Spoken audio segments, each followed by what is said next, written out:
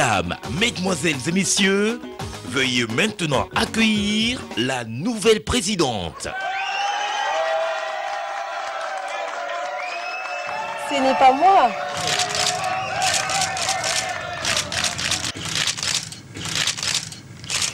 C'est elle.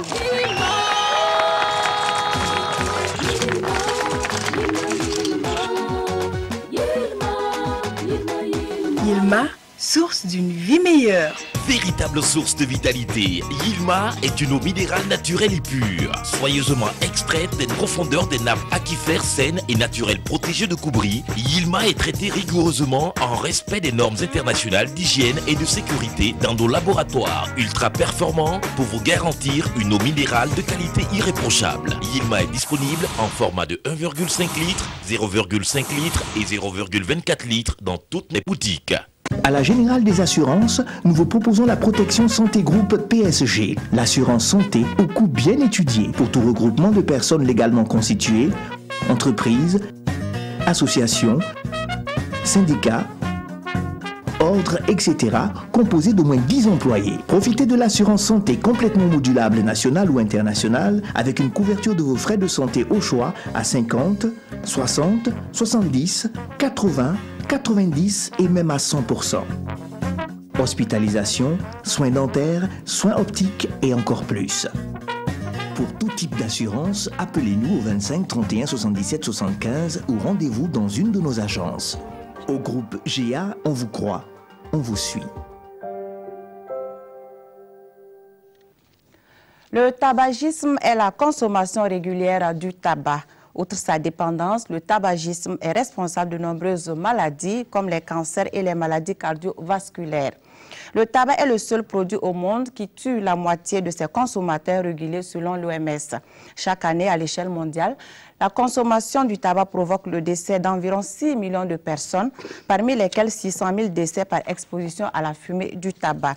En 2015, au Burkina Faso, l'OMS a estimé à 4100 le nombre de décès attribuables au tabac. La consommation du tabac au Burkina Faso est de 19,8% au sein de la population générale de 25 à 64 ans. Le tabagisme a un visage jeune au Burkina Faso. 27,9% des élèves de 13 à 15 ans consomment du tabac. L'âge d'initiation à la consommation d'un produit de tabac est de 11 ans. C'est dire que le tabac reste un problème de santé publique. Et pour en parler ce soir, je reçois pour vous Dr Larba Théodore Kangoy. Dr Kangoy est une personne ressource du Comité national de lutte contre le tabac. Avec nous sur ce plateau, professeur Jean-Gabriel Wango. Professeur Wango est psychiatre. Également sur ce plateau, donc, professeur Dieudonné Ouedraogo. Professeur Ouedraogo est chef de service de stomatologie et chirurgie maxillofaciale à l'hôpital du district de Bogodogo. Et puis, nous avons également avec nous professeur Georges Ouedraogo. Professeur Ouedraogo est le coordonnateur de l'unité de sevrage tabagique du CHU Algado Ouedraogo. Bonsoir, messieurs, et bienvenue sur ce plateau. Bonsoir. Chers téléspectateurs, bonsoir et merci de nous suivre. Participez à l'émission en appelant au 25 40 59 03. Première question, professeur Ouedraogo, Dieudonné. Qu'est-ce que le tabac? Georges plutôt, parce que j'ai deux professeurs Ouedraogo sur ce plateau. Donc, je m'adresse à professeur Ouedraogo Georges. Merci beaucoup. Le tabac est une plante herbacée de la famille des solanacées, comme pour satisfaire ceux qui étudient sur les plantes. Mais c'est surtout c'est une herbe dont les feuilles donc, sont travaillées et présentées pour diverses consommations. D'accord. Et quelles sont les différentes formes de tabac, de consommation? Quelles sont les différentes formes de consommation de tabac, plutôt, professeur Ouedraogo Dieudonné? Les différentes formes de consommation du tabac sont variées. Nous avons le tabac fumé, c'est essentiellement les cigarettes, les cigares, la pipe et le tabac roulé. Nous avons le tabac chiqué, qui est répandu en province chez nous, le tabac prisé, qui n'est pas très fréquent chez nous. C'est essentiellement ces trois formes-là. Ces trois formes de tabac. Professeur Wango, selon vous, qu'est-ce qui amène les gens à fumer? Affirmation de soi, désir de liberté, besoin d'identification? Quelles sont les raisons qui poussent les gens à fumer?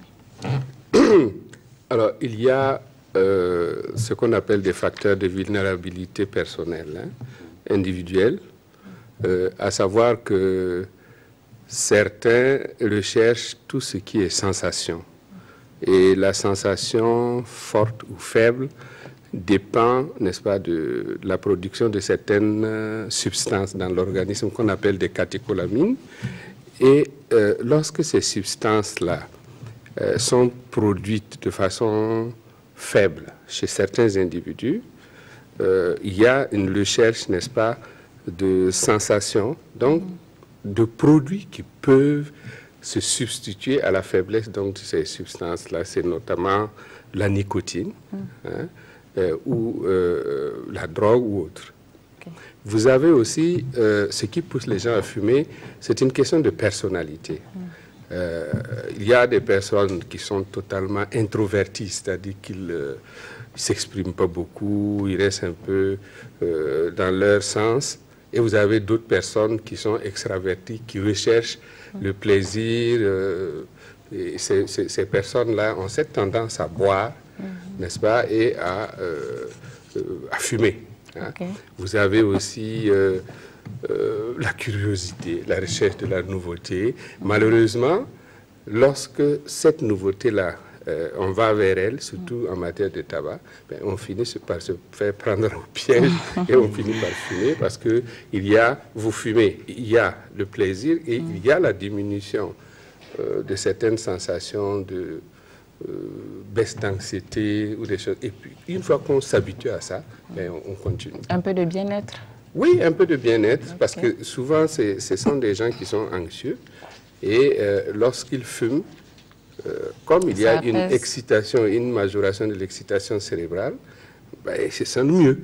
Et à partir de ce moment, ils vont toujours rechercher ce mieux-là, cette récompense, malheureusement, qui est une mauvaise récompense.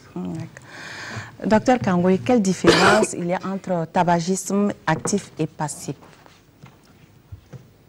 Merci. D'abord, le mot tabagisme actif, je ne sais pas... C'est pour faire la distinction avec le passif. Sinon, le tabagisme tout court suffit. Le tabagisme c'est pour faire actif, la différence entre le passif. Voilà. Quand quelqu'un fume, ça concerne le fumeur qui brûle sa cigarette, qui tire une bouffée, il avale une partie, il exhale l'autre. Ça concerne le fumeur lui-même. Il fume la cigarette. Ça, c'est le tabagisme dit actif. Parce qu'il y a quelqu'un qui agit, c'est le fumeur. Maintenant, le tabagisme passif, ou en d'autres termes... l'entourage du fumeur. Voilà, ça concerne celui-là qui subit la cigarette, qui fume sans le vouloir. Parce qu'étant dans un environnement immédiat d'un fumeur, il est obligé d'inhaler la fumée qu'il n'a pas produite. Donc c'est une victime, en quelque sorte. Voilà la distinction entre tabagisme passif et actif. Mais je m'empresse de dire qu'il faut faire attention que cette définition ne doit pas dire que le tabagisme passif, c'est moins dangereux que le tabagisme actif. Là, il faut qu'on mette les points sur les yeux tout de suite. Professeur, vous avez compliqué. Je voulais ajouter que, à l'intention de nos téléspectateurs, au fond, dans la fumée, si on prend par exemple la cigarette, il y a 3 courants qui sont là. Le courant principal que le fumeur lui-même va inhaler, il va aspirer comme ils disent. Et puis, il y a le courant secondaire, c'est la fumée qui s'échappe, disons, du bout incandescent de la cigarette, que les autres voient. Et ensuite, quand le fumeur va inhaler, il va ensuite exhaler, il va rejeter donc la fumée de tabac. Et ce courant tertiaire et le courant secondaire, c'est justement les 2 courants qui sont nocifs pour l'entourage du fumeur, puisque eux, ils vont inhaler involontairement cette fumée dégagée par le fumeur lui-même ou dégagée par sa cigarette. Sa cigarette. Ok. Mais quels sont les méfaits du tabac pour les fumeurs, hommes comme femmes? Quels sont les méfaits? Quelqu'un dit que tout est dégât dans le tabac. Il y a aucun bienfait réel dans la consommation de tabac parce qu'aucune partie de l'organisme n'est épargnée. Tout le corps est touché, des cheveux jusqu'aux orteils, j'ai envie de dire. On va parler des cancers et évidemment On va parler de l'atteinte de l'appareil respiratoire, pour les bronchites chroniques, pour l'emphysème. On va parler des cancers que d'autres personnes vont aborder concernant la bouche. Mais il y a aussi les maladies cardiovasculaires, puisqu'il y aura l'infarctus, l'attaque cardiaque, comme certains disent, l'attaque du cerveau, les accidents vasculaires cérébraux. Mais cela va plus loin. L'hypertension artérielle va aussi agir sur les organes de reproduction, notamment la baisse de la puissance sexuelle de l'homme. On parle de dysfonctionnement érectile chez les hommes. Il y a aussi l'infertilité chez les femmes. Il n'y a que des dégâts, les rides précoces, les cheveux qui seront touchés, et puis le manque d'oxygène dans l'organisme qui va noircir, entre autres, les doigts, par exemple, des fumeurs. Et la conséquence sanitaire du tabac sur la femme enceinte et l'enfant, Dr Kangoy? En ce qui concerne la femme, en dehors des conséquences déjà citées par mon collègue, la spécificité de la femme, c'est qu'elle conçoit, elle porte des grossesses. Et le risque majeur, c'est de ne pas pouvoir conduire cette grossesse à terme. Donc, le risque d'avortement. En ce qui concerne l'enfant, qui est une victime, quand il est dans le ventre de la mère, il est obligé de recevoir les effets toxiques du tabac dans l'utérus de sa mère, même dans le liquide où il baigne là. À ce moment-là, il prend un coup et il peut naître petit. Donc un enfant de petit poids de naissance, il peut subir une mort prématurée. L'enfant qui meurt, on ne sait pas, c'est le tabac. Voilà les principales complications sur la mère et l'enfant. Professeur Ouédraogo-Dieudonné, quelles sont les conséquences du tabagisme fumé et chiqué sur la sphère buccale, les dents, les gencives, etc. Bon, au niveau de la sphère buccale, d'abord, nous avons l'haleine. Donc, il y a une mauvaise haleine qui se dégage, bien que cela soit relatif. Parce que, pour une anecdote, une dame dont le mari fumait beaucoup, j'ai dit, mais comment elle supporte ça? Elle dit, non, en fait, au début, c'est moi qui l'ai encouragé à fumer, parce que quand il fume, ça m'excite. Ah, d'accord. Donc, c'est pour dire que, bon, vraiment, bon, les causes, comme le professeur Wango le disait, sont vraiment diverses et variées. Nous avons, que le professeur Georges l'a déjà évoqué, sur la peau, parce qu'au niveau du visage, les rides vont apparaître, le teint devient beaucoup moins éclatant, grisâtre, terne, mais c'est des choses qui sont réversibles si la personne arrête de fumer. Maintenant, au niveau de la bouche, nous avons, pour certains fumeurs chroniques, vous avez déjà une dépigmentation qui se fait au niveau des lèvres et c'est visible. Vous avez les cancers de lèvres qui se développent. Et au-delà de la lèvre, vous avez toute la muqueuse buccale qui peut être concernée. Donc, au niveau de la gencive, surtout le tabac chiqué entraîne dans notre environnement beaucoup de cancers qu'on appelle carcinomes à partir de la gencive, mais qui vont s'étendre à l'os. Et souvent, c'est des personnes qui vont aller consulter parce qu'ils ont une dent qui bouge. On va s'empresser d'enlever la dent qui bouge, ce qui fait un coup de fouet pour le cancer et ça va faire une flambée. Oh là là. Et en ce moment, ça complique les traitements. Donc, il faut vraiment qu'on évite déjà d'extraire toute dent qui bouge. Il faut déjà faire un certain nombre d'examens avant de s'y lancer. Au-delà de la gencive, nous avons la langue. Donc, les cancers de la langue, ça peut être la portion mobile, comme ça peut être la portion fixe, parce que au niveau de la base, et également l'extension au niveau de la gorge. Et au niveau de la gorge, vous avez un certain nombre d'affections, notamment au niveau des cordes vocales, et les gros fumeurs ont une voix qui est rocailleuse. Tout à fait. Donc, il y a vraiment, c'est assez étendu. Et également, à ce niveau, on peut avoir des cancers, mais ils sont sujets également à des angines à répétition, un certain nombre de rhinopharyngites, au niveau de laryngite même, et avec une voix qui s'éteint pratiquement.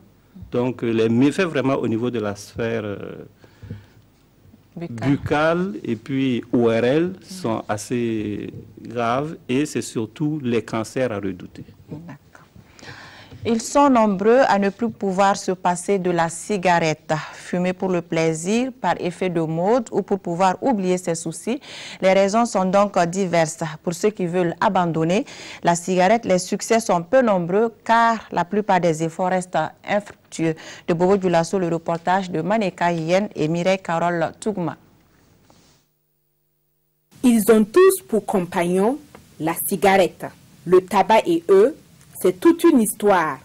Pour un moment donné, je peux dire j'avais des choses qui me sont arrivées dans ma vie, qui m'ont poussé à rentrer dans la cigarette. Ouais, il n'y a pas de boulot. Bon, sincèrement, on disait que ça peut calmer les mémoires avec les pensées.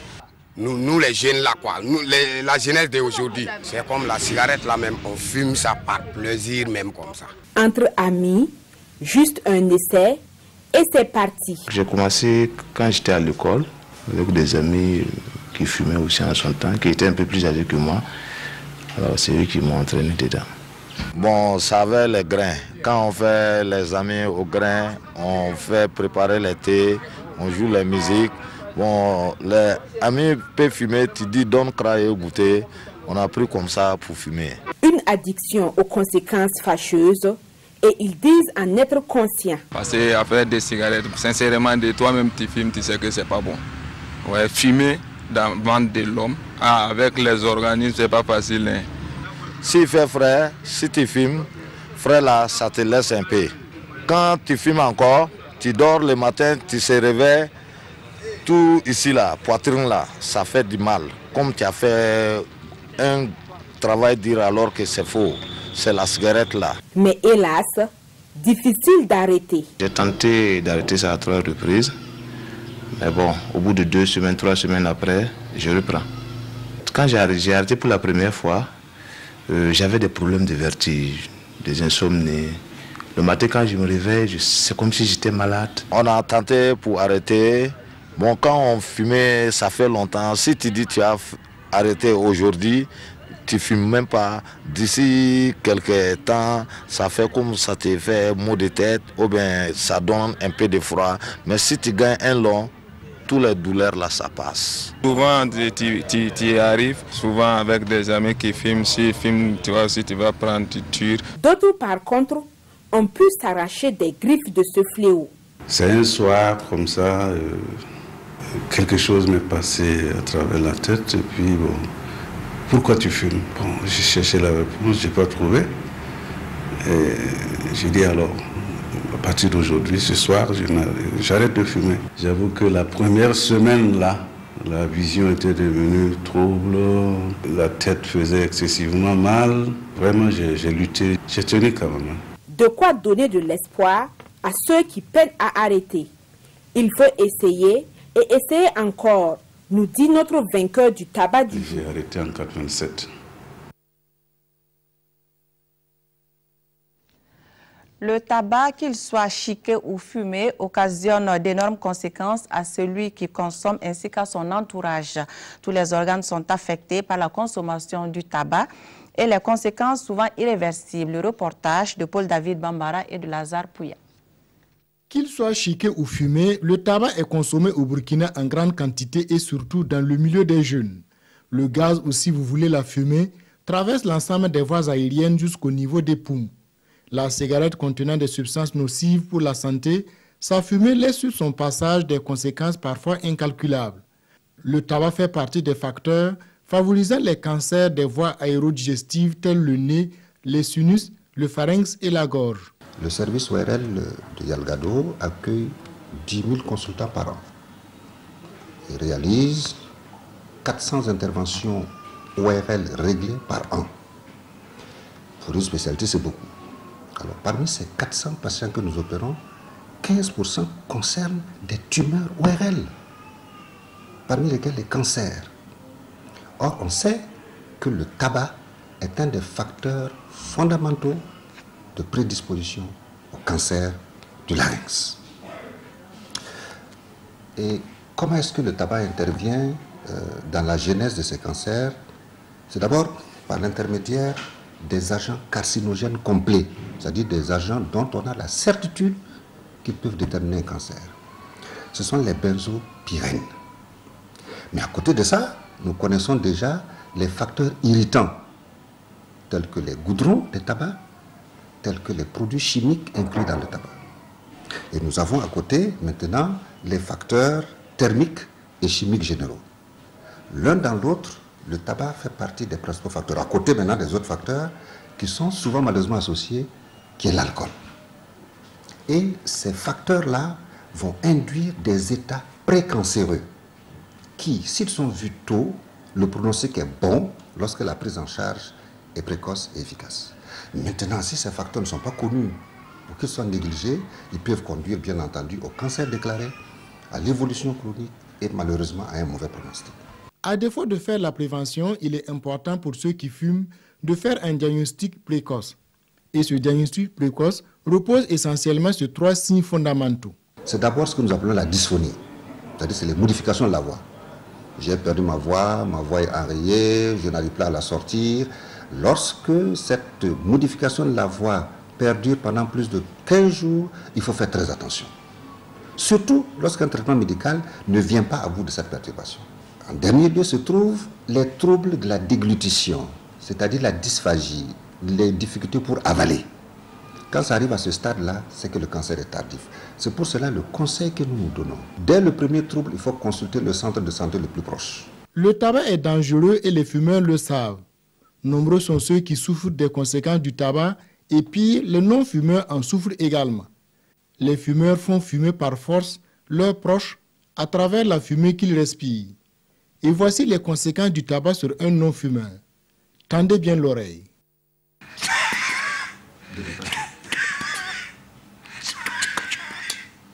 Voilà, il dit que le conseil qu'il a à donner, c'est de ne pas fumer. Le pronostic du cancer de ORL est mauvais. 50% survivent à 5 ans, même avec un traitement. Parce qu'il est fait tard. Mais quand il est fait tôt, nous avons une survie tout à fait agréable. La langue et la cavité buccale sont également victimes des conséquences du tabac qui se dégénèrent parfois en cancer. Il faut dire que le tabac, autant que l'alcool, et les deux de manière synergique ont un impact négatif certain et cela a été démontré par des études très anciennes, surtout des études de Rothman et Keller aux États-Unis. Et nous avons également pu le vérifier dans les différents travaux que nous avons menés dans ce service. Le tabac affecte le système cardiovasculaire. Il perturbe et est le premier responsable des infections corollaires. Le tabagisme est dangereux sur le plan cardiovasculaire parce que c'est le premier responsable des affections coronaires. On l'appelle classiquement l'infarctus du myocarde. Et le tabac, par sa composition, surtout la nicotine et le monoxyde de carbone, contribue à perturber le bon fonctionnement du système cardiovasculaire et être responsable des coronariopathies. Et bien sûr, le tabac est un facteur de risque cardiovasculaire. Et le tabac, comme on le dit, facteur de risque cardiovasculaire, va prédisposer la personne à développer des événements cardiovasculaires. Et nous avons entre autres l'infarctus du myocarde, l'insuffisance cardiaque et également les troubles du rythme cardiovasculaire qu'on peut observer. Phénomène de mode ou simple plaisir, le tabac a pu conquérir de nouveaux adhérents, surtout chez les jeunes. Les femmes sont de plus en plus les nouvelles adhérentes et parmi elles, les femmes enceintes. Pourtant, certaines personnes consommatrices du tabac sont victimes de maladies cardiovasculaires. Pourtant, martèlent les spécialistes de la santé, la prise en charge des conséquences du tabac est lourde. D'où la nécessité de sensibiliser en vue de convaincre les plus sceptiques à cesser de fumer. Tout comme il n'est jamais tard de changer de comportement pour aller dans le bon sens, celui d'avoir une vie saine et durable. Professeur Wango, comment expliquez-vous la dépendance au tabagisme? Merci pour cette question parce que tous ceux qui fument savent que c'est mauvais. Ils le savent.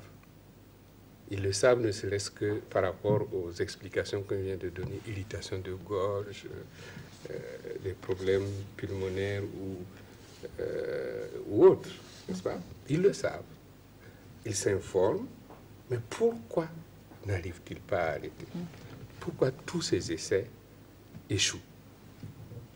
Il y a 3 raisons. La première, c'est ce qu'on appelle la dépendance physique. C'est-à-dire que comme tous les autres produits de toxicomanie, parce que le tabac, la nicotine, c'est un produit de toxicomanie. Comme tous ces produits-là, il y a ce qu'on appelle la dépendance. La dépendance, ça veut dire que plus vous absorbez ces produits, plus l'organisme s'habitue. Et comme il y a un plaisir, il y a une espèce de détente, il va s'habituer, il va en demander. Et lorsque vous ne lui donnez pas, le reportage tout de suite le dit, lorsque vous ne lui donnez pas, il y a une certaine irritabilité, il est énervé, et il va rechercher. Voilà, on a mal partout. Et il va rechercher ce produit-là qui va effectivement faire disparaître ces différentes sensations qui sont donc une réaction de l'organisme au manque. Donc ça, c'est la première raison qui fait que les gens sont dépendants et ils ont des difficultés pour arrêter. La deuxième raison, c'est l'environnement.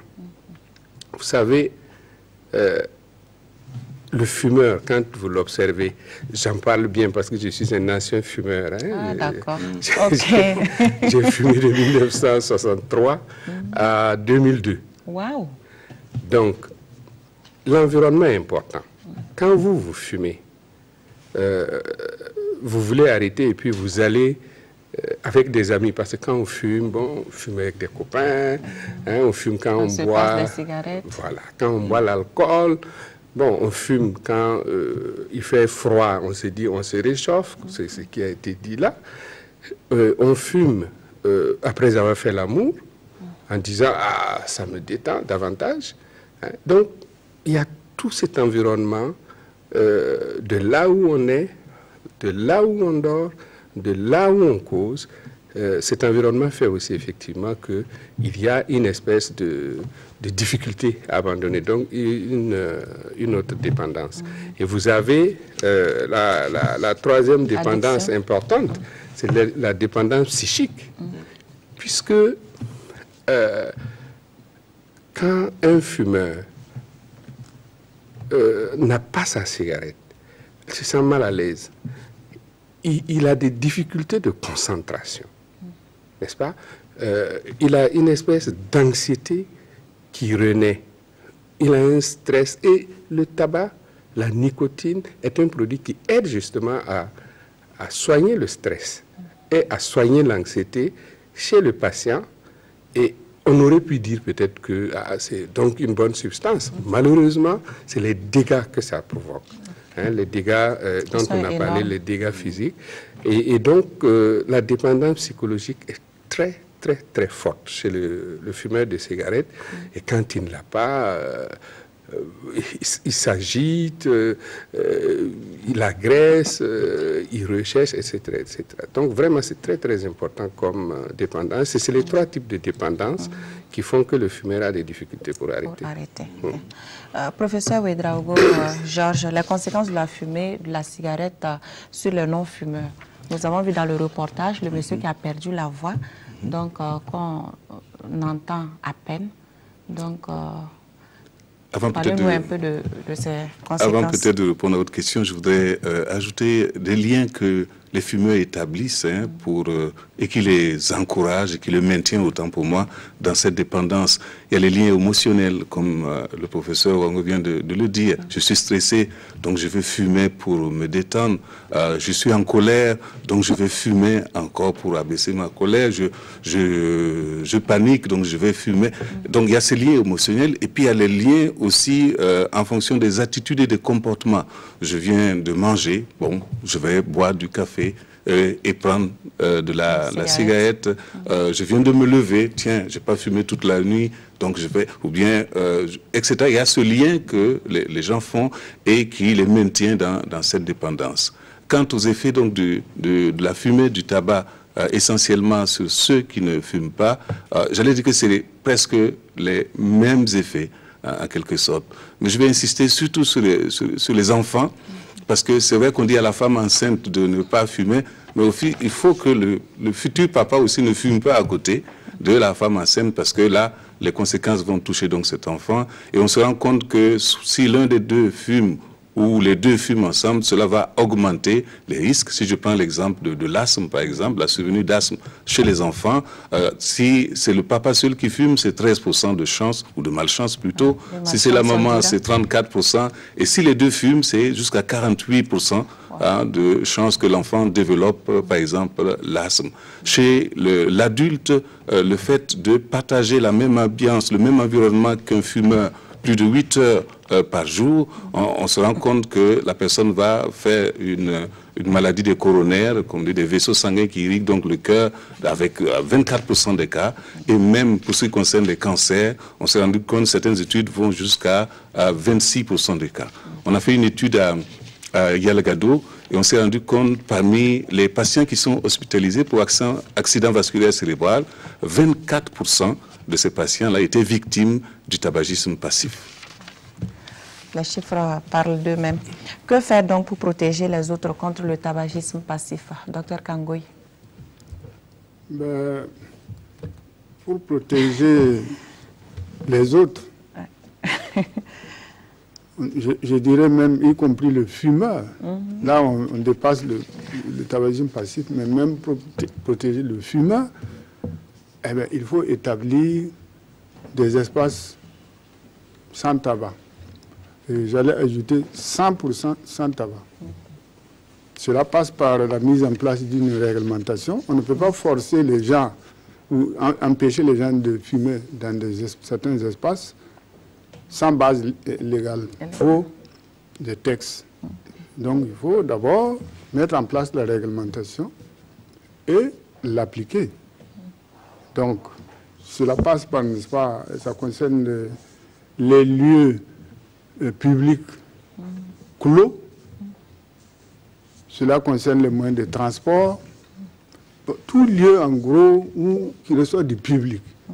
Voilà, donc dans ces lieux-là, on interdit de fumer. Au départ, bon, on prévoyait des espaces fumeurs, si je ne m'abuse. Un coin où les fumeurs peuvent se retirer. Mais on s'est rendu compte à l'expérience que cette mesure constitue une faille. Donc actuellement, cette exception a été plus ou moins abandonnée. Maintenant, il faut 100% des espaces sans tabac. Et au Burkina Faso, on en est là, on a des textes. D'accord, c'est ce que la réglementation interdit aujourd'hui, fumer dans les lieux publics. Voilà, les moyens de transport, les lieux publics, il y en a beaucoup. Il y en a beaucoup. Si on veut les citer ici, on peut mettre 1 heure. Mais vous comprenez ce que ça veut dire. Professeur Georges Ouedraogo, quel est l'impact socio-économique du tabac dans une société? L'impact socio-économique, déjà, il y a une perte d'argent pour le fumeur. Nous assurons la prise en charge des fumeurs et nous avons introduit dans le dossier du patient des questions pour qu'il réalise lui-même quel est le coût de la consommation du tabac dans son budget. Et certains sont surpris de voir qu'au cours de l'année, ils peuvent dépenser 500 000, voire 1 million de francs, rien que pour fumer, dans l'achat de la cigarette. Donc il y a déjà ce coût-là, c'est une perte de l'argent, on brûle son argent en fumant en quelque sorte. Mais encore plus grave, si on tombe malade, il y a le coût lié donc aux soins, et il y a l'absentéisme au travail, d'une part. Il y a ensuite aussi le coût lié à la présence de la famille pour s'occuper justement de cette personne qui est malade. Donc on se rend compte qu'il y a vraiment un grand coût que doivent supporter soit les individus, soit les familles, voire l'État, à cause d'une dépendance à une drogue qui doit bientôt disparaître si tout va bien. Il y a également les conséquences sur l'environnement. Oui, tout à fait. Sur l'environnement, c'est déjà la pollution. On en parle déjà du tabagisme dit passif. C'est la pollution de l'air. Mais il y a aussi le fait que certains déchets du tabac ne sont pas biodégradables. Que vous prenez les mégots, par exemple, les filtres qui ne sont pas biodégradables, que vous prenez certains paquets aussi de cigarettes qui ne sont pas biodégradables, qui vont donc polluer, j'allais dire, l'environnement. Il y a aussi le fait que la culture du tabac va, d'une part, c'est vrai que la culture n'est pas très grande dans notre pays, mais que vous prenez le Zimbabwe ou d'autres pays, vous voyez qu'il y a une certaine déforestation liée justement à la culture du tabac. Mais quand la petite culture que nous faisons ici, malheureusement, on utilise des fois des insecticides, donc on va polluer le sol, on va réduire les nutriments qui sont dans le sol et on va polluer aussi les nappes phréatiques souterraines. Donc, je dis toujours, tout est dégâts dans le tabac. Dans le tabac. Docteur Kangoye, quel est l'état de la mise en œuvre de la Convention cadre de lutte anti-tabac au Burkina? Merci. C'est une question très vaste. Mais je crois qu'avant d'aller plus loin, il est bon de dire aux téléspectateurs qu'est-ce que c'est que la Convention cadre de lutte de l'OMS pour la lutte anti-tabac. Mais avant cela même, il faut faire observer que avant la Convention cadre, le tabac était apparu comme un problème de santé publique. Et c'est pourquoi l'OMS a mis en place un projet rattaché directement au bureau de la directrice générale de l'OMS et qu'on appelle TFI en anglais, Tobacco Free Initiative, excusez mon anglais. En français, c'est Initiative pour un monde sans tabac. Et ce projet-là s'occupait du volet tabac à travers le monde. Mais devant vraiment l'expansion du tabac, qui est devenu pratiquement une épidémie, et ses conséquences, l'OMS a cru bon de inciter les pays membres de l'OMS et les organisations de la société civile à concevoir un cadre juridique pour mieux canaliser la lutte anti-tabac. C'est ainsi qu'est née l'idée de la Convention. Et cette Convention a été adoptée par l'Assemblée mondiale de la santé en mai 2003, à l'unanimité, je précise. Et la Convention est entrée en vigueur le 27 février 2005. Si vous comptez bien, ça fait 2 ans. 12 ans. 2005, 2017. Pas 17, 2005. Oui, entrée en vigueur, je veux dire entre l'adoption par l'Assemblée et la mise entrée en vigueur 2 ans. C'est très rapide et c'est pratiquement l'un des exemples où une convention a été adoptée aussi rapidement. Et au jour d'aujourd'hui, nous avons 180 pays membres. C'est beaucoup pour une convention. Voilà un peu les conditions, le contexte. Maintenant, qu'est-ce que c'est que la Convention cadre? C'est un traité international, c'est un texte juridique qui s'applique à toutes les parties. Les parties, c'est les pays qui sont membres. Voilà. Bon, et qui énonce des principes directeurs, qui énonce des obligations pour les parties, et qui édicte un certain nombre de mesures à mettre en œuvre pour mener la lutte anti-tabac. En gros, c'est ça la Convention. Maintenant, l'état de mise en œuvre, au niveau du Burkina, nous avons mis en œuvre un certain nombre de mesures, et il y en a beaucoup. Vous avez par exemple la mise en place du comité national de lutte anti-tabac, c'est un élément majeur qui permet la collaboration intersectorielle. Vous avez l'élaboration d'un plan d'action stratégique. Vous avez l'adoption de textes réglementaires, de textes législatifs et réglementaires, dont la loi anti-tabac, et une série d'actions dont la liste est extrêmement longue pour les citer ici. Donc voilà un peu l'état de mise en œuvre en termes d'action. Bon, mais je ne sais pas s'il y a de la place pour parler des difficultés dans cette mise en œuvre. Rapidement. Voilà. Bon, en termes de difficultés, il y a que les textes ne sont pas appliqués. Ça, c'est de notre autorité publique. Il y a qu'il n'y a pas assez de ressources consacrées à la lutte anti-tabac. Il y a que les données ne sont pas suffisantes. Il y a que l'information du public, des différents acteurs, n'est pas suffisante. Il y a aussi et surtout l'ingérence de l'industrie du tabac dans les politiques de lutte anti-tabac Voilà en gros les difficultés qu'on rencontre. Dans son programme de lutte contre le tabac, le ministère de la Santé a mis en place une unité de sevrage tabagique. Une unité inaugurée en mai 2017 et qui est pilotée par le service de physiologie du CHU Yalgado Ouédraogo. Comment fonctionne le centre de sevrage tabagique? Qui peut accéder à ce centre et combien peut coûter la prise en charge? Les réponses dans ce reportage signé Paul-David Bambara et Lazare Pouya. Malgré l'inexistence des statistiques, on a l'impression que le nombre de fumeurs de tabac augmente d'année en année. Face à ce phénomène qui nuit la santé des populations et des conséquences qu'il engendre dans les communautés, des luttes s'organisent pour faire face au tabac et aux fumeurs. Au service pneumothysiologie du centre hospitalier universitaire Yalgado Ouédraogo, la lutte au sein de cette formation sanitaire contre le tabac s'articule autour de 3 axes. Des activités qui se font en amont, des activités en aval et des activités qui se font transversalement. Alors, ce qui se fait en aval, c'est qu'il faut travailler à ce que les gens ne fument pas. Ou, quand ils fument, faire en sorte qu'ils arrêtent de fumer avant d'être malades. Alors, ça se fait en amont. En aval, il y a les personnes qui tombent malades, qui viennent pour se faire soigner. Donc, il y a le traitement des maladies occasionnées par le tabac et également l'aide au sévrage, parce que si ils continuent de fumer pendant qu'ils sont malades, c'est comme si vous soyez une plaie à la gratin et elle ne va pas guérir. Donc, une chose est de guérir et une chose est de les aider à arrêter. Transversalement, également, ces activités sont menées, d'autant que tous les organes et appareils de l'être humain peuvent faire l'objet des effets du tabagisme. Cette lutte contre le tabac s'est matérialisée avec l'inauguration en mai 2017 d'une unité de sevrage tabagique.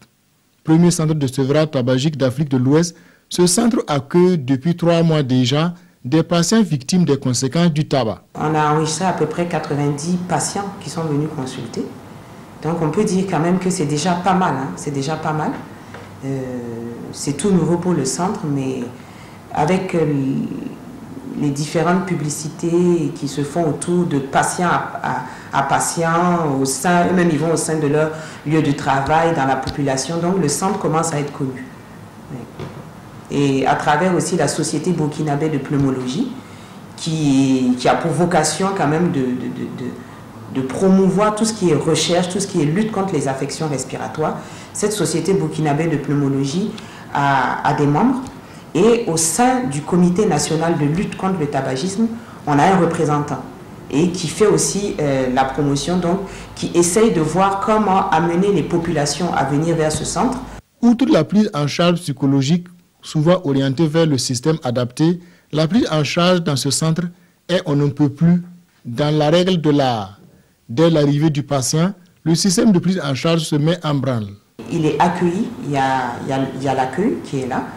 Et le personnel est formé aussi à ça. Il se fait enregistrer et il attend qu'un infirmier puisse le voir pour déjà prendre un minimum de renseignements sur lui. Il peut prendre les constantes également. Et après, la deuxième étape, il va vers le bureau du médecin qui a été formé à cette consultation anti-tabac. 3 objectifs fondamentaux ont guidé l'ouverture de ce centre, dirigé par des professionnels formés à cet effet. L'objectif général de cette unité, c'est de lutter contre le tabagisme. Ça, c'est l'objectif principal. Maintenant, il y a des objectifs qui découlent de ce grand objectif, qui sont d'abord de dépister ces patients tabagiques et de leur proposer un sevrage. Parce que c'est bien de savoir qui consomme le tabac, mais il faut pouvoir leur proposer quelque chose quand ils souhaitent ne plus fumer. Voilà, donc ça c'est vraiment à la volonté du patient, on ne les oblige pas. Donc comme on dit, on les dépiste, ou bien ils viennent d'eux-mêmes et on leur propose maintenant ce sevrage. Le deuxième objectif, c'est qu'on est dans un CHU et à vocation de recherche. Donc, on fait des recherches, il y a des axes de recherche sur le tabac pour mieux comprendre la problématique du tabagisme. Il y a également des patients qui viennent d'eux-mêmes, qui ne sont pas vraiment malades, mais qui souhaitent arrêter de fumer. Mais il y a des patients également qui viennent au centre parce qu'ils sont malades. Le centre est ouvert à tous et est à la portée de tous ceux qui désirent cesser de fumer. Le coût de la prise en charge est variable et est en fonction du degré de la maladie du patient et des substituts nicotiniques qu'il souhaiterait prendre. Le coût dépendra du degré en fait de la dépendance du patient. Il y a des patients qui viennent déjà à la consultation, c'est le même tarif qu'à l'hôpital, hein. C'est 2000 francs la consultation pour tout le monde, sans exception. Et au-delà des frais de consultation, le patient peut être appelé à avoir besoin d'examens complémentaires. Le centre est situé côté est du centre hospitalier universitaire Yalgado Ouédraogo à Ouagadougou. Retour donc sur ce plateau avec nos invités. Professeur Ouédraogo Georges, comment se fait la prise en charge des fumeurs? Alors la prise en charge des fumeurs se fait, je dirais, de deux manières. Je veux dire la prise en charge passive, c'est-à-dire qu'au niveau de l'unité qu'on vient de présenter, nous attendons les fumeurs qui désirent être aidés dans leur décision d'arrêt et qui viennent d'eux-mêmes en consultation pour qu'on puisse les aider, mais aussi au niveau des services. Nous avons commencé pour l'instant au niveau des services de pneumologie. Nous dépistons donc le tabagisme chez les accompagnants, chez les personnes qui viennent en consultation externe ou qui sont hospitalisées. Et ça, c'est la consultation, j'allais dire, active en quelque sorte. Et nous commençons déjà à leur proposer la prise en charge. Que ce soit ceux qui viennent à l'unité d'eux-mêmes ou ceux qui ont été dépistés au sein de Yalgado, la suite de la prise en charge est la même. On essaie donc de comprendre un peu l'histoire de leur tabagisme, de déterminer leur dépendance et voir quelle est la prise en charge la plus adaptée avec ou sans substitut nicotinique ou d'autres traitements associés. Et donc on propose cette prise en charge. Mais c'est vrai qu'à côté de cela, ça a été dit, nous nous efforçons aussi de dépister s'il n'y a pas déjà une maladie liée au tabagisme qui est en train de se développer. Donc des fois, pour certains patients, on est obligé, comme ça a été déjà dit, de proposer des examens pour dépister certaines maladies qui, malheureusement, sont souvent présentes. Et donc, dès qu'on commence cette prise en charge, la durée de la prise en charge est de 12 mois. Donc, on va égrener tout au long des 12 mois des moments donc, de consultation et on va faire le point avec le patient pour l'encourager à quitter donc de cet esclavage du tabagisme. 12 mois, c'est pas long. Est-ce que ça ne va pas décourager certaines personnes? Non, on ne va pas les voir avec une fréquence trop rapprochée. Okay. C'est vrai que la fréquence de rendez-vous est rapprochée dans le premier mois. On va voir la personne, je dirais, 5 fois dans le premier mois, puisqu'il faut que la personne vienne déjà pour arrêter de fumer. Et puis, dans le processus de la prise en charge, on négocie le jour d'arrêt. Le jour où il décidera de quitter son tabagisme, les Anglais disent le quitting day, et par rapport au jour, nous voyons la personne soit un jour avant, soit un jour après, pour voir un peu là où on est, et on revoit le patient une semaine plus tard, puis un mois après l'arrêt, puis au 3e mois, et ensuite on verra le patient au 6e mois, au 8e mois et au 12e mois. D'accord. Professeur Wango, pour compléter la prise en charge? Oui, au-delà des aspects somatiques, des difficultés physiques que peuvent ressentir les fumeurs, il y a l'aspect psychologique. Vous savez, quand un fumeur est chroniquement fumeur, il n'est pas content de lui-même. Mais il n'arrive pas à arrêter, soit parce qu'il a une personnalité faible, anxieuse, demandeuse et qui recherche des sensations pour être moins mal à l'aise, soit parce que, et ça nous le voyons très souvent avec nos malades mentaux, les schizophrènes, soit parce que à partir d'un certain moment ou d'un certain niveau de la maladie, ou dans certaines maladies, il y a ce qu'on appelle une appétence, un plaisir à fumer. Ils vont toujours vers la cigarette. Et c'est très difficile à l'hôpital justement de pouvoir arrêter cela, et ceci rentre dans un cadre général de traitement de fond de la maladie pour pouvoir gérer ça. Mais j'ai dit, et je le répète, beaucoup de fumeurs sont des anxieux et qui méritent donc ce que l'on appelle une psychothérapie. C'est-à-dire que le centre devrait pouvoir faire appel, effectivement, parfois, chez certains de leurs malades, à ce qu'on appelle un psychothérapeute qui devrait aider à gérer le problème d'addiction chez des personnalités anxieuses ou chez des personnalités perturbées. D'accord. Si je peux ajouter, je crois que justement cette prise en charge est assez, je dis, particulière, liée à ce que le professeur Wango vient de dire. Et c'est une consultation un peu différente parce que chaque fumeur, je l'ai dit, à sa personnalité, est différent des autres. Et il faut faire une prise en charge personnalisée, ce qui fait qu'on passe vraiment beaucoup de temps parce que on se rend compte, soit il est dépressif, soit il est anxieux, mais à côté de ça, il y a d'autres facteurs qui le poussent à se maintenir dans cette dépendance. Et vous êtes des fois, j'allais dire, obligé de fouiller un peu le domaine familial, le domaine spirituel, le domaine professionnel, etc. Et ça établit un lien assez fort, des fois, avec le soignant, et ça nous implique de nous engager beaucoup et de rester ouverts pour justement aider. Au fond, on le rappelle, c'est une consultation d'aide au sevrage. Il y a un partenariat qui se fait avec les agents de santé et ensemble, nous accompagnons la personne pour qu'elle-même, elle arrive à arrêter et à se maintenir dans son arrêt. Docteur Kangoye, parlez-nous succinctement de la loi 040 et dites-nous pourquoi les gens ne respectent pas cette loi. Comme je l'ai dit tout à l'heure, la loi 040 a été adoptée en application de nos obligations au regard, n'est-ce pas, de la Convention cadre dont nous sommes partis. Donc c'est une mesure interne, vous savez comment les juristes disent, pour interniser ces grades. Donc cette loi, c'est la première mesure législative.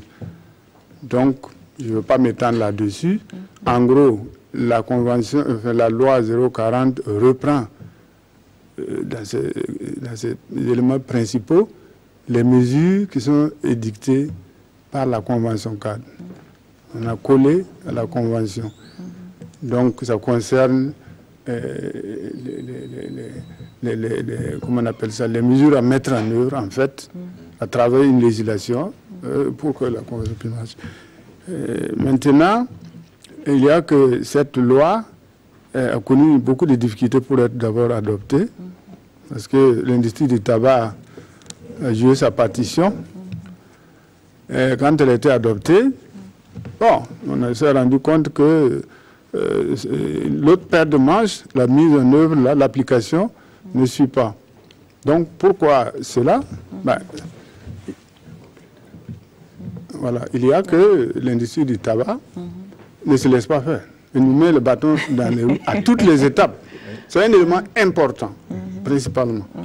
Il y a un certain manque ou une insuffisance de collaboration intersectorielle. Il faut que tout le monde n'est pas au même niveau, tout le monde n'est pas engagé de la même façon.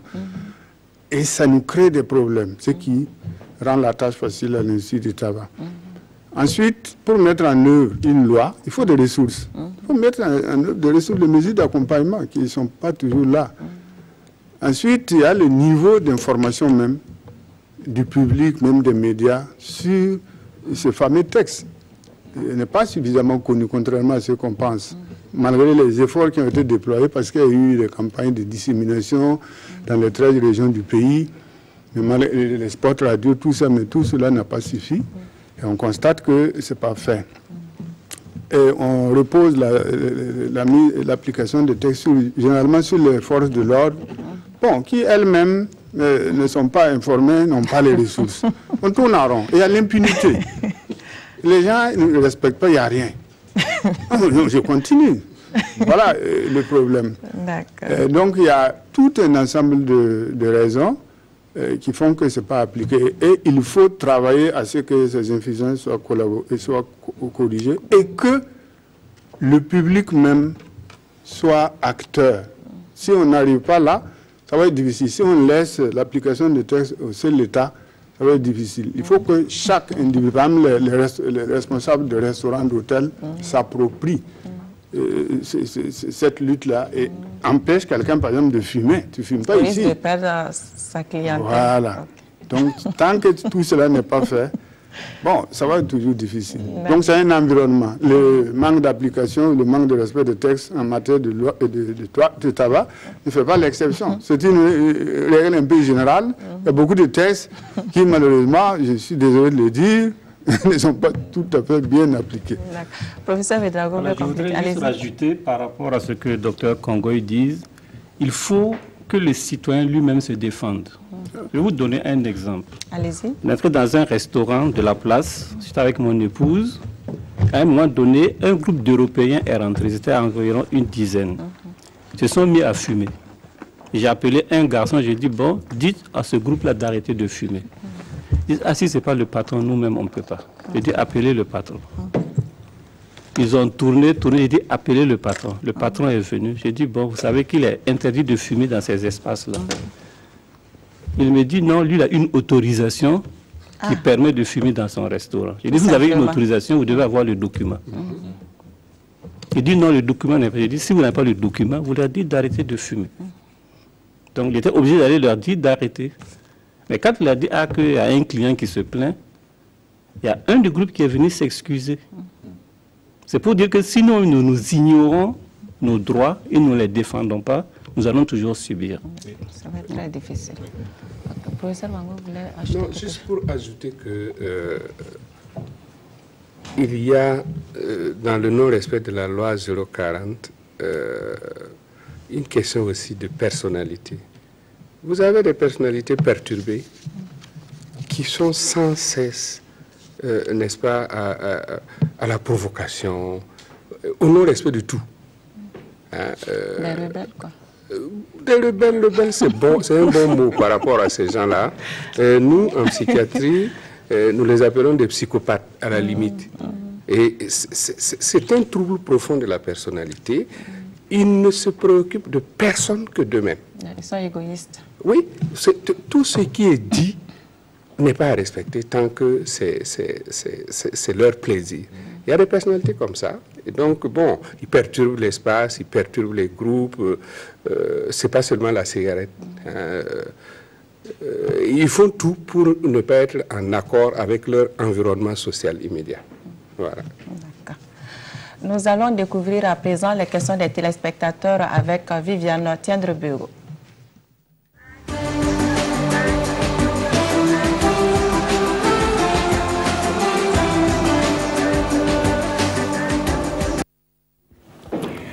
Alors, les téléspectateurs ont beaucoup appelé, essentiellement des hommes. Et aujourd'hui, il y a seulement 2 femmes qui ont appelé pour participer à l'émission. Peut-être parce que le tabagisme est plus masculin au Burkina Faso. Monsieur Ibrahim Ouedraogo suit l'émission depuis Zignaré. Il a entendu que fumer tue. Sa question, c'est quelle est l'utilité du tabac en fin de compte pour la personne qui fume. Et il se demande si on ne peut pas fermer les industries du tabac pour qu'on ne parle plus de tabagisme tout court. Monsieur Bamouri Traoré Abobo Djulasso est un ancien fumeur. Il a fumé de 1984 à 2015, mais il constate lui-même que depuis qu'il a arrêté, il se porte bien. Et il veut inciter tous ceux qui fument en ce moment à arrêter. Et comme mesure pour réduire la consommation de la cigarette, il propose qu'on augmente les taxes, qu'on fixe par exemple le prix du bâton à 100 francs. Monsieur Sanou a appelé de Wayugia. Selon lui, ce sont les plus pauvres qui souffrent des effets de la cigarette. Il suggère, comme ceux qui l'ont précédé, qu'on augmente le prix du tabac, comme en Europe, pour toucher les fumeurs au portefeuille et les amener à réduire leur consommation de tabac. Mademoiselle Aïcha Diawo a appelé de Tenkodgo. Elle propose comme solution qu'on supprime tout simplement le tabac du marché. Monsieur Ousseini Ouedraogo suit l'émission à Gorom Gorom. Il ne comprend pas pourquoi on s'occupe tant de ceux qui fument. Lui pense que c'est une question de volonté et selon lui, il faut mettre l'accent sur les autres problèmes de santé publique et il finit par se poser la question, est-ce vraiment important de s'occuper des fumeurs? Monsieur Bourema Nyambré à Ouarghaï suit la même lancée, demande pourquoi on n'interdit pas la vente du tabac au Burkina Faso. Il pense qu'on peut faire comme pour les véhicules sans immatriculation, empêcher leur circulation et pour que ça se retrouve aux mains de tous ceux qui désirent fumer. Madame Claudine Sawadgo Ayako aimerait qu'on lui explique qu'est-ce qui peut pousser quelqu'un à fumer vu qu'il n'y a aucun avantage au regard de ce qu'on a expliqué tantôt, qu'il n'y a aucun avantage à fumer. Monsieur Aruna Ouattara Abobo Dioulasso n'a jamais fumé. Il aimerait comprendre qu'est-ce qui peut pousser quelqu'un qui a arrêté la cigarette il y a des années à replonger. Monsieur Pascal Sawadgo, lui, a appelé de Kaya. Il précise qu'il fume depuis 1980. Maintenant, on peut dire qu'il est un ancien fumeur puisqu'il a arrêté en 1999 à la suite d'une pleurésie. Mais cet arrêt de fumer n'a duré qu'un mois. Après les 1 mois, il a repris jusqu'en 2005 et depuis, il n'a plus touché à la cigarette. Mais il sent toujours des douleurs au poumon droit. Il demande au docteur Larba qui est sur le plateau quand est-ce qu'il peut espérer guérir complètement de sa pleurésie. Monsieur Mahamoudou Ouedraogo de Bobo Dioulasso aimerait avoir la suite de l'action judiciaire que certains acteurs de la lutte contre le tabac avaient intenté contre l'industrie du tabac en ce qui concerne l'obligation de mettre des images choquantes sur les emballages de cigarettes.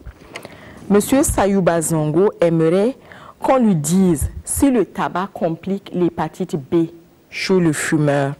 Il a entendu également que chez les hommes qui fument, la sexualité n'est pas au top, ils ne sont pas performants au lit. Est-ce que cela est vrai? Et est-ce que fumer pendant 30 ans peut amener le fumeur à développer un cancer? Il a également entendu et il a vu dans le reportage qu'il y a un centre de sevrage à Ouagadougou et il plaide pour qu'on étende on construise ce genre de centre-là un peu partout dans le pays parce qu'il estime que ce n'est pas à Ouagadougou seulement qu'il y a des fumeurs qui désirent arrêter. Monsieur Kéré, lui, a appelé d'Abidjan. Il aimerait avoir des précisions sur ce que dit la loi au Burkina Faso en matière de tabagisme. Est-ce interdit dans les lieux publics? Est-ce qu'au Burkina, la loi contre le tabac est appliquée dans toute sa rigueur? Monsieur Dieudonné Birba a appelé de Tanguin à Ouagadougou. Sa question s'adresse à ceux qui sont sur le plateau. Est-ce qu'il y en a qui n'ont jamais fumé? Et pour ceux qui ont déjà fumé, comment est-ce qu'ils ont réussi à arrêter? Monsieur Adama Compaoré a appelé de Belleville dans l'arrondissement 6 de Ouagadougou. Il précise qu'il a fumé de 1977 à 2013. Et dans son cas, il dit qu'il a arrêté de fumer du fait de sa seule volonté. Il n'a pris aucun médicament. Et lui, son plaidoyer, c'est que tous ceux qui désirent arrêter prennent la décision d'abord d'arrêter et ils vont y arriver. Madame Zalé de Banfoura voudrait savoir s'il existe des produits qu'on peut donner aux fumeurs pour qu'ils arrêtent de fumer, que ce soit des produits traditionnels ou des produits de la médecine moderne. Monsieur Go Issouf de Bobo Dioulasso voudrait savoir quel est le type de cigarette qui circule en ce moment à Bobo Dioulasso et quelles sont les conséquences de cette cigarette. Et il précise qu'on appelle la cigarette Atiok. Bon, je ne m'y connais pas, ce sont les questions des téléspectateurs.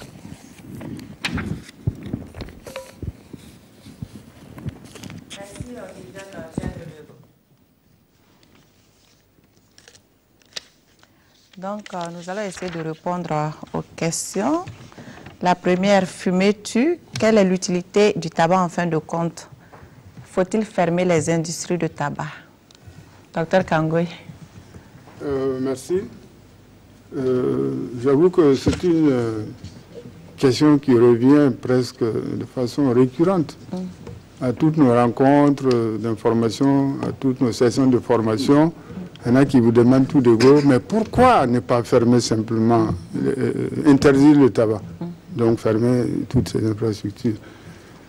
Eh bien, la raison est bien simple. Le tabac, jusqu'à nos jours, est un produit commercial licite. Cela veut dire qu'il n'est pas interdit comme la drogue. Voilà. Donc il est au même niveau que le sucre, etc., etc. Donc légalement, on ne peut pas faire ça. On ne peut pas fermer les industries de tabac. Voilà, donc on utilise plutôt d'autres stratégies pour combattre le tabac et le tabagisme. C'est-à-dire amener l'individu à s'écarter du tabac par l'information, la sensibilisation, la réglementation. C'est comme ça qu'on attaque le tabac et pas frontalement en interdisant le tabac. Il y a un ancien fumeur qui propose qu'on augmente les taxes et qu'on fixe, par exemple, le prix du bâton de cigarette à 100 francs. Est-ce que vous pensez que ça peut arrêter les gens de consommer la cigarette? Professeur Ouédraogo? Oui, je crois que ça peut arrêter certaines personnes, mais pas tout le monde. C'est vrai que je crois que dans la loi, on veut interdire la vente au détail de la cigarette. Si on pouvait, disons, n'autoriser que la vente au paquet, ça allait réduire l'accès des plus jeunes, même s'ils vont trouver encore des astuces pour y avoir accès.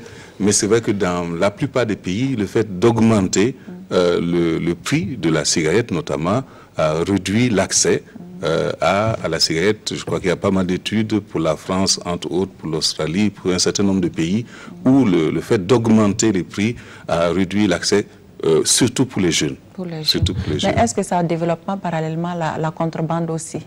Vous êtes en train d'aller dans le sens de l'industrie du tabac qui, justement, pour contrecarrer, disons, cette proposition d'augmenter les coûts, dit pas de la contrebande. Au fond, on s'est rendu compte, et je parle des études françaises, que la contrebande même était organisée même par l'industrie du tabac.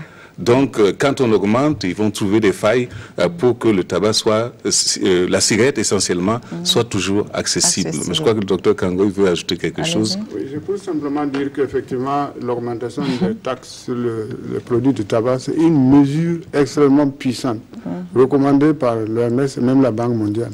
Les études ont été faites pour montrer que c'est la mesure qui porte le plus.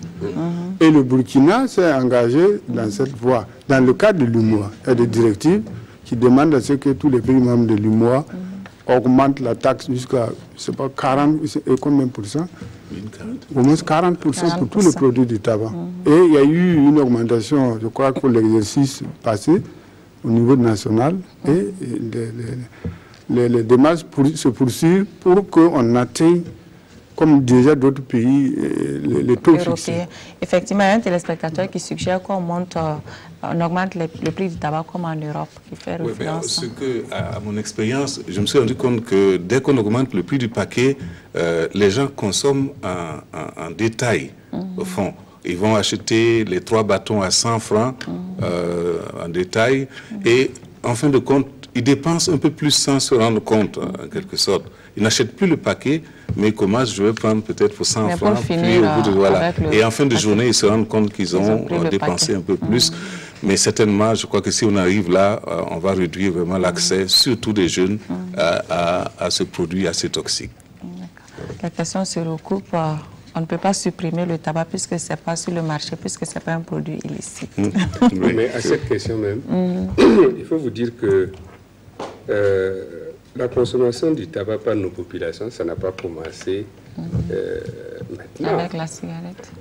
Vous avez autour de chaque maison, en tout cas dans les zones rurales, la culture du tabac. Et ceux qui ne peuvent pas acheter parce que l'on augmente le prix du tabac et tout, mais ils ont le tabac qui est disponible dans les marchés. Il suffit d'avoir du papier et puis tu confectionnes ta cigarette.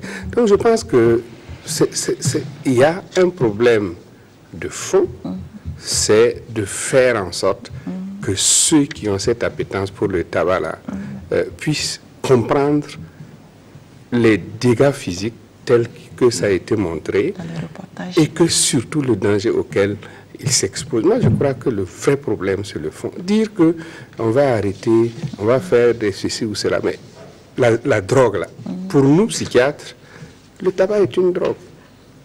Nous mettons le tabac, tout comme l'alcool, dans les produits de drogue, mais licites.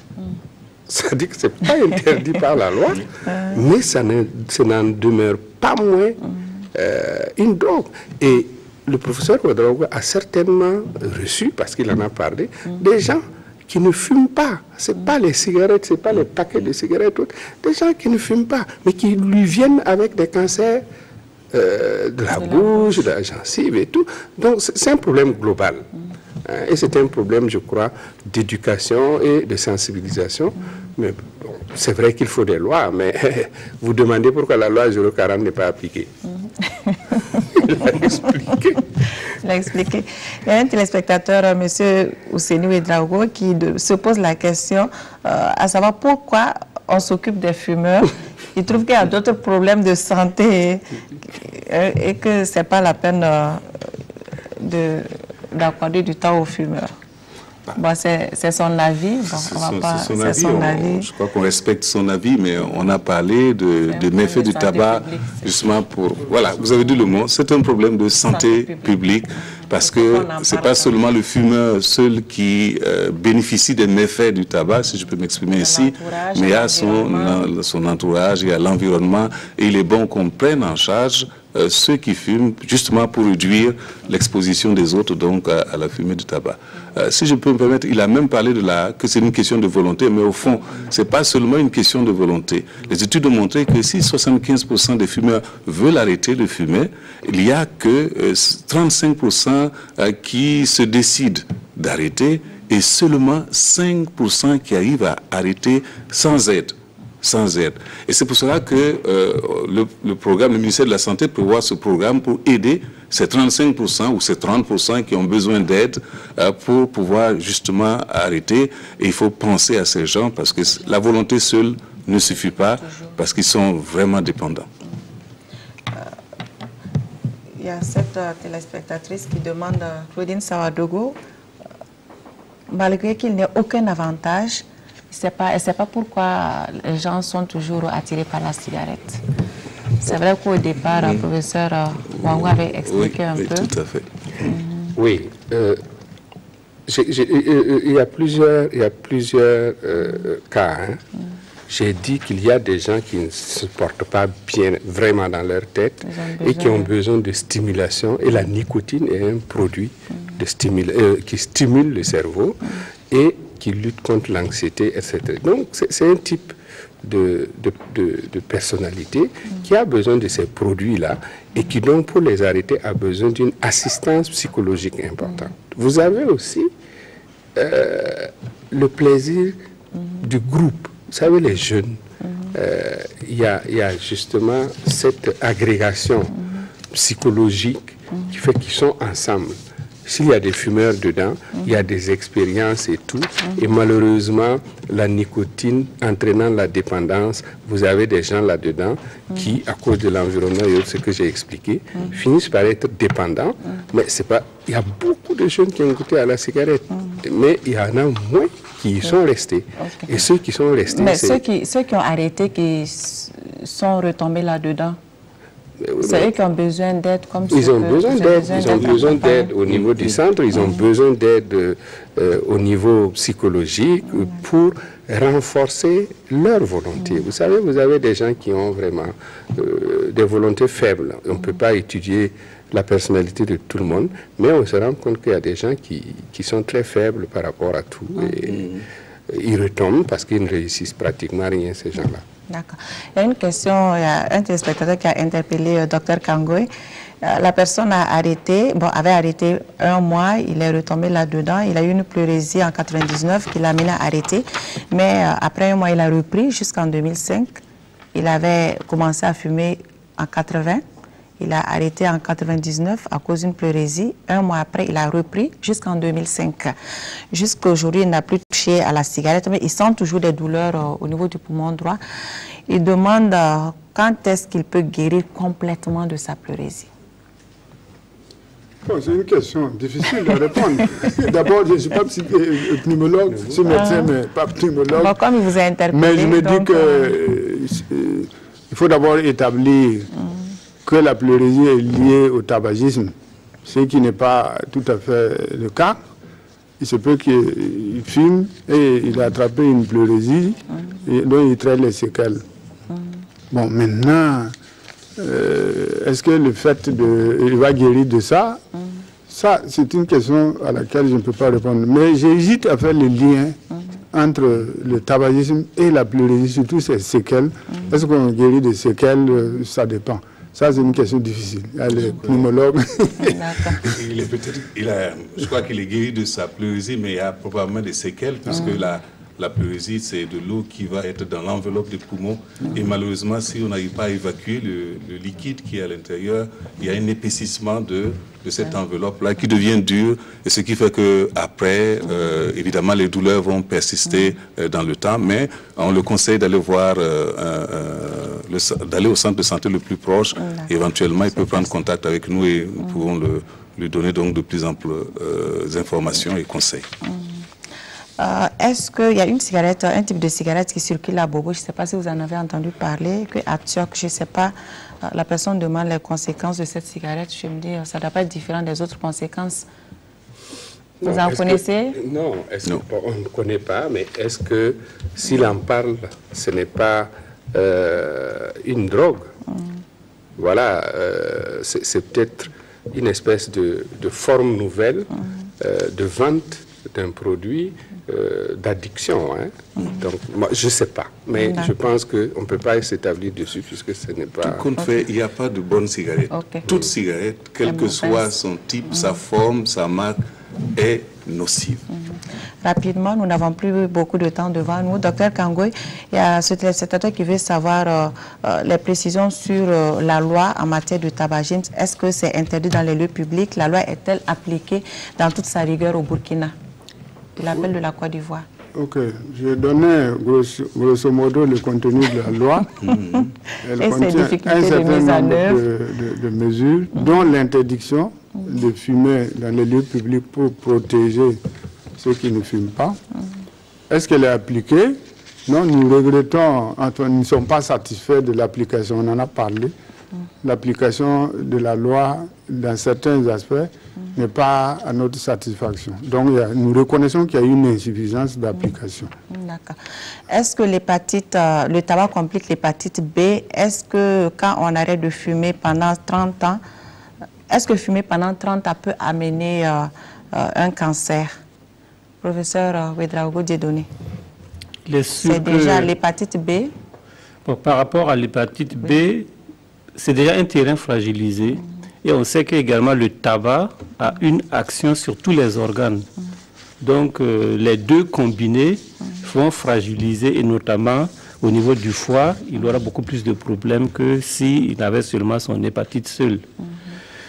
Maintenant, le tabac à long terme, il est clair que le cancer, il va se développer, puisque c'est la consommation prolongée dans le temps qui amène les irritations répétées, et l'association souvent avec l'alcool va favoriser le développement des cancers que nous connaissons. Je voulais ajouter pour l'hépatite, au fond, il y a peut-être une confusion. Il y a le fait, on n'en a pas parlé, les pipes à eau, les chichas, etc., que les gens fument et qui partagent le même embout pour aspirer. Donc c'est ça qui peut entraîner, entre autres, l'hépatite, la tuberculose et d'autres, l'herpès par exemple, lié donc à un tabagisme de type de tabac particulier. D'accord. Et l'action judiciaire que certains acteurs de la lutte avaient intenté contre l'industrie du tabac, Dr Kangoye?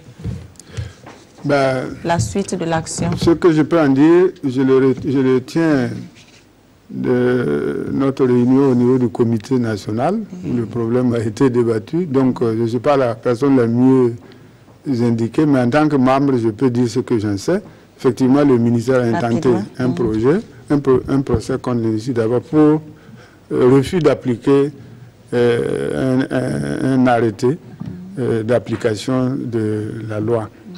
Donc l'affaire suit son cours. D'accord. Bon, je ne peux pas vous dire où est-ce qu'on en est. Okay. Ce n'est pas encore clos. D'accord. Voilà. Donc l'affaire suit son cours. Voilà, suit son cours.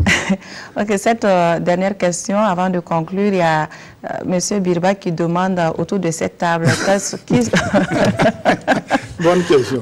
Pour ceux qui ont fumé, comment ils ont réussi? En tout cas, moi, je n'ai jamais fumé. Donc... Non, mais avant de répondre à cette question, il y a quelqu'un qui avait parlé de l'impuissance. Oui, c'est vrai qu'il y a l'impuissance. En fait, ça, c'est dû au fait que dans le tabac, il y a une obstruction des vaisseaux sanguins. Et au niveau du pénis, justement, les vaisseaux seront obstrués. Or, c'est l'afflux du sang qui permet l'érection. À partir du moment où il y a une obstruction de ces vaisseaux, l'impuissance s'installe. À cela s'ajoute la baisse d'oxygène, parce que le fait de consommer du tabac, notamment la cigarette, il y a le monoxyde de carbone qui va se fixer sur l'hémoglobine. Il y aura moins d'oxygène au niveau des tissus des organes génitaux. Ceux qui n'ont jamais fumé. Ceux qui n'ont jamais fumé. Je n'ai jamais fumé. De cette table. Vous voyez, moi je peux dire que j'ai fumé, mais je n'ai jamais été fumeur, parce qu'au fond c'est la rencontre entre un individu, une substance et puis un environnement. Nous étions à l'internat en classe de CM1 et puis quelqu'un est venu et malheureusement il avait toujours de la cigarette sur lui et chacun de nous a goûté. Bon, je ne peux pas dire que je n'ai pas fumé, je ne peux pas dire que je suis fumeur. J'ai goûté, mais je ne suis pas resté dans la consommation donc, de la cigarette et c'est pour ça que j'aime les fumeurs et que je me bats pour eux aussi. Nous sommes à la fin de cette émission. Nous allons permettre à professeur Georges Ouédraogo de conclure avec des conseils pratiques par rapport à ce thème. D'abord, dire qu'il n'y a rien de bon dans la cigarette et qu'il est bon de ne pas du tout commencer de fumer. Je m'adresse aux jeunes, je m'adresse à ceux qui n'ont jamais fumé, ne commencez pas du tout.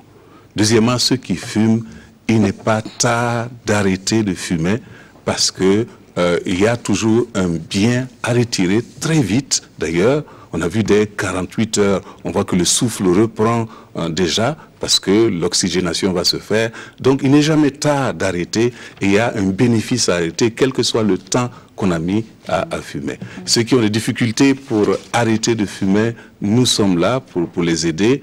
Pour l'instant, c'est à Ouagadougou, mais comme l'a souhaité un téléspectateur, certainement le ministère va étendre des unités pareilles. Nous sommes là pour les aider. Venez nous voir à l'unité de sevrage tabagique et ce qui peut être fait, nous le ferons de tout cœur.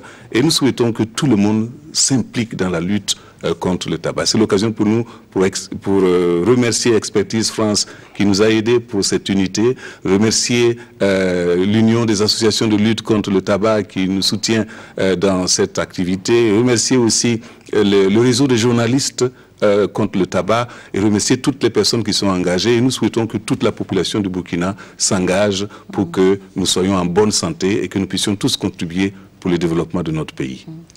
Des propos qui vont servir de conclusion à cette émission. Merci, chers invités, pour votre participation. Merci à vous, chers téléspectateurs, de nous avoir suivis. Bonsoir et à jeudi prochain pour parler de la maladie rénale. Prenez bien soin de vous. Bonsoir. À la Générale des Assurances, nous vous proposons la protection santé groupe PSG. L'assurance santé au coût bien étudié pour tout regroupement de personnes légalement constituées, entreprises, associations, syndicats, ordres, etc., composé d'au moins 10 employés. Profitez de l'assurance santé complètement modulable nationale ou internationale avec une couverture de vos frais de santé au choix à 50, 60, 70, 80, 90 et même à 100%. Hospitalisation, soins dentaires, soins optiques et encore plus. Pour tout type d'assurance, appelez-nous au 25 31 77 75 ou rendez-vous dans une de nos agences. Au groupe GA, on vous croit, on vous suit. Mesdames, mesdemoiselles et messieurs, veuillez maintenant accueillir la nouvelle présidente. Ce n'est pas moi.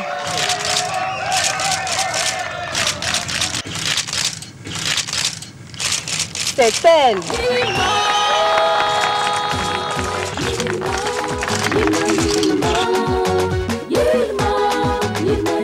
Yilma, source d'une vie meilleure.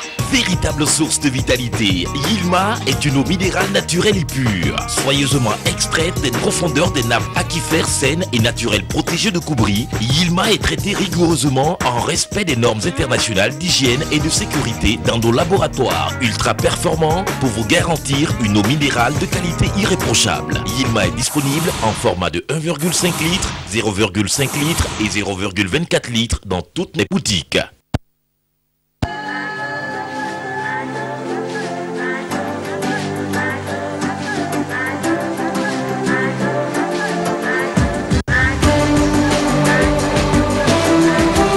À la Générale des Assurances, nous vous proposons la protection santé groupe PSG, l'assurance santé au coût bien étudié pour tout regroupement de personnes légalement constituées, entreprises, associations, syndicats, ordres, etc., composés d'au moins 10 employés. Profitez de l'assurance santé complètement modulable nationale ou internationale avec une